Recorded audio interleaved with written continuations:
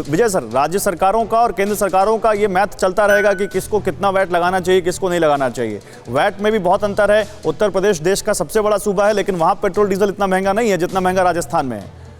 और यही वो पार्टी है जो सरकार को सबसे ज्यादा घेरती है और सबसे ज्यादा वैट इसी ने लगाया हुआ पेट्रोल पर।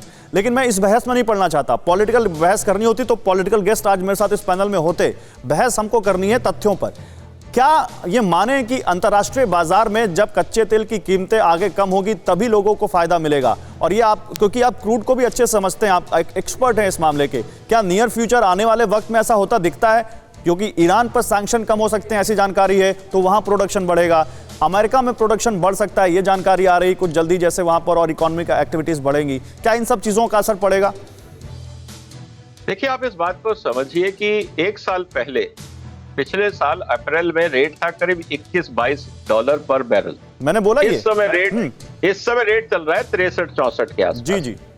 अब ईरान के हम सैंक्शन हटाने की बात करते हैं या बाकी चीजों की बात करते हैं, आप ये समझिए कि जो तेल उत्पादक देश हैं उनका व्यापार तेल से चलता है।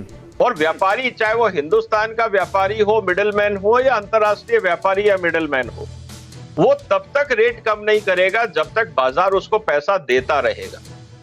अगर आज अंतरराष्ट्रीय बाजार 64-65 रुपए डॉलर का तेल खरीद रहा है और वहां पे कोई किसी तरह का उन पे प्रेशर नहीं है, तो वो रेट क्यों कम करेंगे?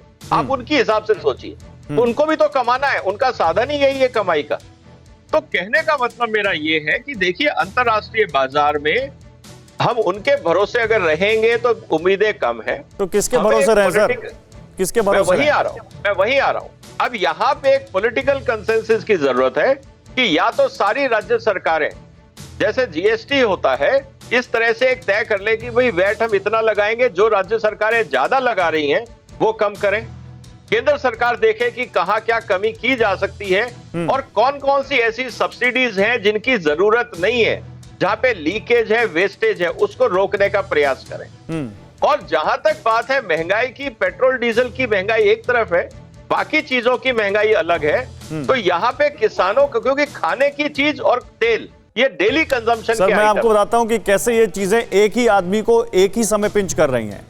एक किसान जिसको अपना खेत सींचना है, जिसको अपना खेत जोतना है, उसको डीजल चाहिए होगा, उसको अपने पंपिंग सेट के लिए डीजल का रेट देख लीजिए। फिर उसको खाना बनाना है तो उसको लाके सरसों का तेल खरीद के लाना पड़ेगा, उसको दालें खरीद के लानी पड़ेंगी। अगर उसके घर में खुद की पैदावार नहीं है, उसका रेट देख लीजिए।